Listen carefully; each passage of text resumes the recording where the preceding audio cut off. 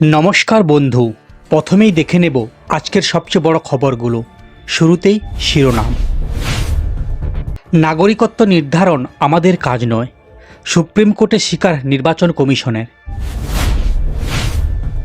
গাছে তুলে মই কেড়ে নিল পাকিস্তান, ভাইজানকে বিশ্বাস করে এখন ধ্বংসের মুখে বাংলাদেশ ক্রিকেট।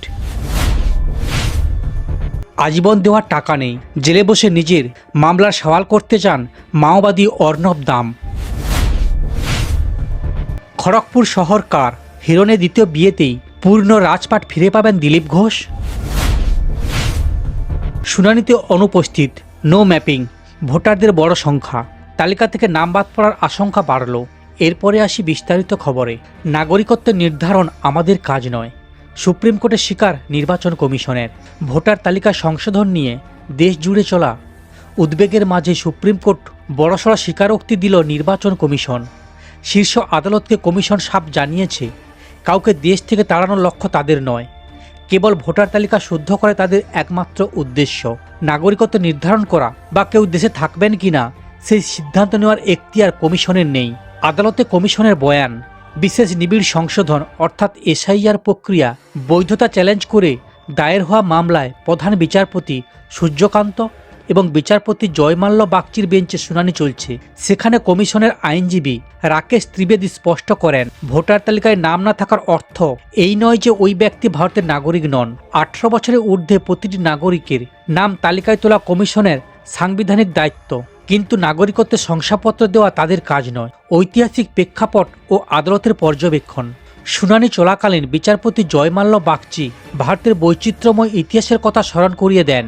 1947 সালের দেশভাগের সময় মুর্শিদাবাদের ভৌগোলিক পরিবর্তনের উদাহরণ টেনে তিনি জানান, এসআইআর প্রক্রিয়া এই ঐতিহাসিক জটিলতাগুলো মাথায় রাখা জরুরি।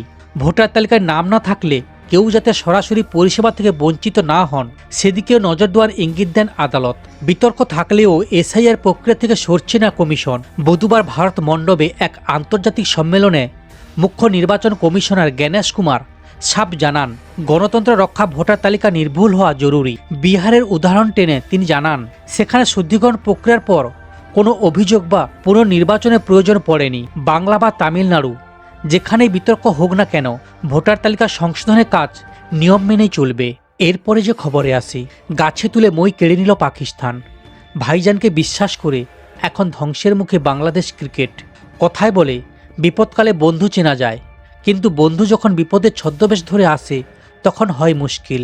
তবে শত্রুকে বন্ধু বানালে কি হয় তা এখন হাড়ে হাড়ে টের পাচ্ছে বাংলাদেশ। বিশেষ করে কেউ যদি পাকিস্তানকে বন্ধু হিসেবে বেছে নেয় তাহলে বিপদ হওয়াটা নতুন কিছু নয়। সমস্ত অতীত ভুলে এখন পাকিস্তানই বাংলাদেশের ভাইজান। মজার বিষয় হলো, বাংলাদেশ টি-20 বিশ্বকাপে খেলবে না, কিন্তু পাকিস্তান ঠিকই খেলবে, আর নিজেদের পছন্দ মতো জায়গাতেই খেলবে। বাংলাদেশের পাশে দাঁড়ানোটা যেন ভাঁওতা। সেটা কি বাংলাদেশ ক্রিকেট এখনও বোর্ড বুঝতে পারছে না? ঘটনার সূত্রপাত, মুস্তাফিজুর রহমানকে আইপিএল থেকে বাদ দেওয়া, পাল্টা বাংলাদেশ ক্রিকেট বোর্ড বলে বসে তারা ভারতের টি-20 বিশ্বকাপ খেলতে আসবে না। বিসিসিআই পরিচালিত আইপিএলের আইসিসি টুর্নামেন্টে তো এক বিষয় নয়, কিন্তু ভারত বিদ্বেষ দেখাতে গিয়ে বয়কটের পথ বেছে নেয় বিসিবি। শেখ হাসিনার অপসারণের পর থেকে তারা শুধু ভারতের সঙ্গে দূরত্ব বাড়ায়নি, বরং একসময় শাসক পাকিস্তানের সঙ্গে হৃদয়তা বাড়িয়েছে ইউনিস সরকার। ব্যবসায়ী, সাংস্কৃতিক, এমনকি সেনাবাহিনীর বিভিন্ন চুক্তি স্বাক্ষরিত হয়েছে দুদেশের মধ্যে। সেটা অবশ্য দুদেশের নিজস্ব ব্যাপার, তার ভবিষ্যৎ কি সেটা সময়ই বলবে। কিন্তু নিজের কথাটা পাগলও বোঝে, ক্রিকেটে সেটা খুব দ্রুত বোঝা গেল। বাংলাদেশ যখন জানিয়ে দেয় তখন তাদের পাশে এসে দাঁড়ায় পাকিস্তান। সরকারি ও বেসরকারি দুইভাবেই পাশে দাঁড়ানোর খবর ছড়িয়েছে। বাংলাদেশের পাশে দাঁড়িয়ে পাকিস্তান ক্রিকেট বোর্ড আইসিসিকে চিঠি দিয়েছে, ভোটাভুটিতেও তারা বাংলাদেশের পাশে দাঁড়িয়েছে। সেখানে বাংলাদেশের হয়ে 14-1 ভোটে একটিমাত্র ভোট পাকিস্তানেই। জিম্বাবুয়ের মতো দেশও ভোট দেয়নি, কিন্তু বাংলাদেশের ক্রীড়া উপদেষ্টা আসিফ নজরুল সেটা প্রকাশ্যে বলতেও পারছে না। কিন্তু এটাও ঠিক, পাকিস্তান কখনোই বাংলাদেশের পাশে দাঁড়ায়নি। আসলে তারা ভারতের বিরোধিতা করেছে। এশিয়া কাপের সময় থেকে যেভাবে পিসিবি প্রধান মহসিন নকভি পদে পদে অপমানিত হয়েছেন, তাতে তিনিও প্রতিশোধের রাস্তা খুঁজছেন। বাংলাদেশের ক্রিকেট প্রেমীদের একটা অংশ কিন্তু বলতে শুরু করেছে, পাকিস্তান বাংলাদেশের পাশে দাঁড়ায়নি, তারা ভারতের বিরোধিতা করেছে। ভারতের বিরোধিতা করার জন্য পাকিস্তান যে কোনো দেশের পাশে দাঁড়াতে পারে, সেক্ষেত্রে সেটা বাংলাদেশই। দুই পক্ষই এখন ভারত বিরোধিতায় একসুর। ভারতের প্রাক্তন ক্রিকেটার মোহাম্মদ লাল বলেছেন, পাকিস্তান বাংলাদেশকে উস্কেছে ভারতে বিশ্বকাপ অংশগ্রহণ না করার জন্য। ওরা শুধু চায় ভারতের ক্ষতি করতে, আর বাংলাদেশ কিনা বিশ্বাস করেছে। তাহলে কি পাকিস্তানও বিশ্বকাপ বয়কট করবে? না, একেবারেই না। কিন্তু বাংলাদেশকে পরাজিত করার জন্য তারা রটিয়ে দেয় যে তারা বিশ্বকাপের প্রস্তুতি বন্ধ রেখেছে, প্রয়োজনে বয়কটের রাস্তাও নিতে পারে। এমনকি পাকিস্তানে বাংলাদেশে খেলার দরজাও খোলা রেখেছে, যে খবর বিশ্বাস করেছে বাংলাদেশের ক্রিকেট প্রেমীদের বড় অংশ। সোশ্যাল মিডিয়ায় লেখালেখি করছে, আর বাংলাদেশের ক্রিকেট বোর্ড যে আসন্ন নির্বাচনের দিকে তাকিয়ে জনপ্রিয় সিদ্ধান্তের দিকে ঝুঁকবে, সেটা বোঝা কঠিন কিছু নয়। এরপরে যে খবরে আসে, আইনজীবীকে দেওয়ার মতো টাকা নেই, জেলে বসেই নিজের মামলার সওয়াল করতে চান মাওবাদী নেতা অর্ণব দাম। আইনজীবীকে নিয়োগ করার মতো পয়সা নেই। আজীবন সাজাপ্রাপ্ত মাওবাদী নেতা অর্ণব দাম ইএফআর ক্যাম্পে মাওবাদী হামলার ঘটনায় দোষী সাব্যস্ত হয়ে কেন্দ্রীয় সংশোধনাগারে বন্দী রয়েছেন। সংশোধনাগারে বসেই তিনি তার পড়াশোনা করছেন। এবার জেলে বসে নিজের জামিনের মামলার সওয়াল অনলাইনে করার আবেদন জানিয়েছিলেন তিনি। তার দাবি, আইনজীবী নিয়োগের অর্থ তার কাছে নেই, তাই তিনি নিজে সওয়াল করতে চান। ইতিমধ্যে হাইকোর্টে তিনি লিখিত আবেদন জানিয়েছেন। বৃহস্পতিবার কলকাতা হাইকোর্টের বিচারপতি অরিজিৎ বন্দ্যোপাধ্যায় তার সেই আবেদন মঞ্জুর করেছে। আপাতত সশরীরে আবেদন যেতে পারবেন না অর্ণব। ভার্চুয়াল মাধ্যমে মামলা লড়তে হবে তাকে। আগামী 2 ফেব্রুয়ারি তার জামিনের মামলা শুনানি রয়েছে। রাজ্য মানবাধিকার সংগঠন এর মাধ্যমে নিযুক্ত আইনজীবী অরিজিৎ বাগচি অর্ণবের হয়ে আদালতে এই আবেদন রেখেছিলেন। অর্ণব জানান, হাইকোর্টের আইনজীবী দেওয়ার মতো পয়সা তার পকেটে নেই, আর লিগ্যাল এডের সরকারি আইনজীবী নিতে তিনি রাজি নন। তার আরও অভিযোগ, প্রায় প্রাপ্য স্কলারশিপ থেকে তাকে বঞ্চিত করছে বর্ধমান বিশ্ববিদ্যালয়। জেলবন্দি হিসেবে এখন তার পকেটে কোনো পয়সা না থাকায় নিজের জামিনের জন্য জেলে থেকে তিনি নিজের সওয়াল করতে চান নিজের মামলায়। প্রসঙ্গত উল্লেখ করা যেতে পারে, 2010 সালে 15 ফেব্রুয়ারি পশ্চিম মেদিনীপুরের ইএফআর ক্যাম্পে মাওবাদী হামলা চালিয়েছিলেন। সেই মামলায় 24 জন ইএফআর জওয়ান মারা গিয়েছিল। পাল্টা প্রতিরোধে 5 মাওবাদীর মৃত্যু হয়েছিল। সেই হামলার ঘটনায় মূল অভিযুক্ত হিসেবে চিহ্নিত হন অর্ণব দাম ওরফে বিক্রম। প্রথমে পশ্চিম মেদিনীপুরের সংশোধনাগারে, পরে হুগলি চুঁচুড়া সংশোধনাগারে তাকে রাখা হয়। তার মধ্যে তিনি পড়াশোনা করে ইঞ্জিনিয়ার হন। ইন্দিরা গান্ধী ওপেন ইনস্টিটিউট থেকে ইতিহাসে স্নাতক এবং স্নাতকোত্তর ডিগ্রি অর্জন করেছেন তিনি। বর্ধমান বিশ্ববিদ্যালয় থেকে ইতিহাসে পিএইচডি করেছেন তিনি। পড়াশোনায় মেধাবী অর্ণব দাম এবার নিজের বিরুদ্ধে চলা মামলা সওয়াল করতে প্রস্তুত সংশোধনাগার থেকেই। এরপরে যে খবরে আছি, খড়গপুর শহরকার হিরণের দ্বিতীয় বিয়েতেই পুরনো রাজপাট ফিরে পাবেন দিলীপ ঘোষ। বিধানসভা ভোটের দিন ঘোষণা হয়নি, প্রার্থী তালিকাও প্রকাশ করেনি বিজেপি। বিজেপির অন্দরে জল্পনা শুরু হয়ে গেছে। খড়গপুর শহরকার বিজেপির অন্দরে খবর, হিরণের দ্বিতীয় বিয়েতে দিলীপের ভাগ্যে খড়গপুরের শিখে ছিটতে পারে।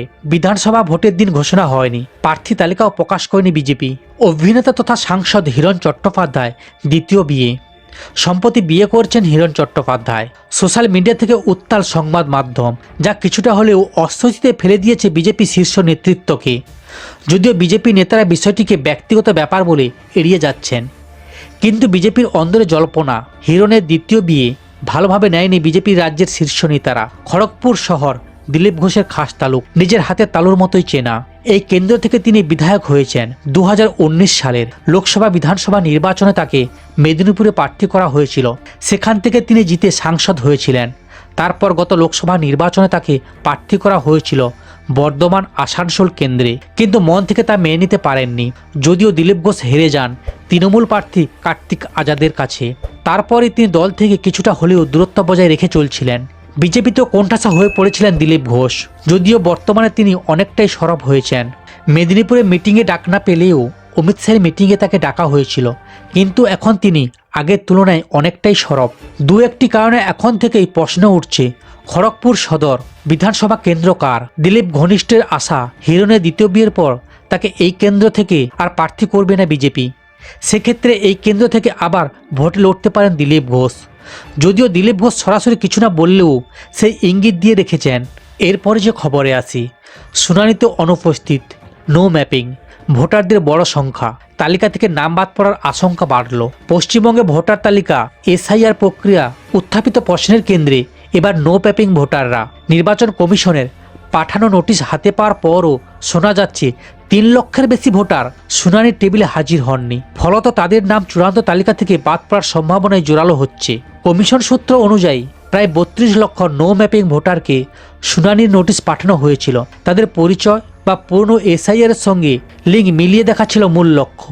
শুনানির শেষ পর্বে এসে দেখা যাচ্ছে প্রায় 10% ভোটার অর্থাৎ 3,20,000-এর মতো মানুষ উপস্থিত হননি। গত ডিসেম্বরে খসড়া তালিকা প্রকাশের সময় কমিশন জানায় রাজ্য জুড়ে 31,68,426 জন ভোটারের ক্ষেত্রে 2002 সালের শেষ এসআইআরের সঙ্গে মিল নেই। সেই কারণে তারা নো ম্যাপিং হিসেবে চিহ্নিত। প্রথম পর্যায়ে তাদের সবাইকে ডাকা হয় শুনানিতে। নো ম্যাপিংদের পাশাপাশি যাদের তথ্যে অসঙ্গতি রয়েছে তাদেরও নোটিশ পাঠানো হয়েছে। আগামী 27শে ফেব্রুয়ারি পর্যন্ত চলবে শুনানির সময়সীমা। চূড়ান্ত তালিকা প্রকাশের নির্ধারণের দিন 14ই ফেব্রুয়ারি হলেও কমিশন ইঙ্গিত দিয়েছে সময়সীমা বাড়তে পারে। কমিশনের বক্তব্য, চূড়ান্ত দিনে তালিকায় নাম ধরে রাখতে হলে শুনানিতে অংশগ্রহণের সুযোগ এখন খোলা, না হলে নিয়ম মেনে বাদ পড়বে। সমস্ত খবর দেখতে এই চ্যানেলের সঙ্গে থাকুন। ধন্যবাদ।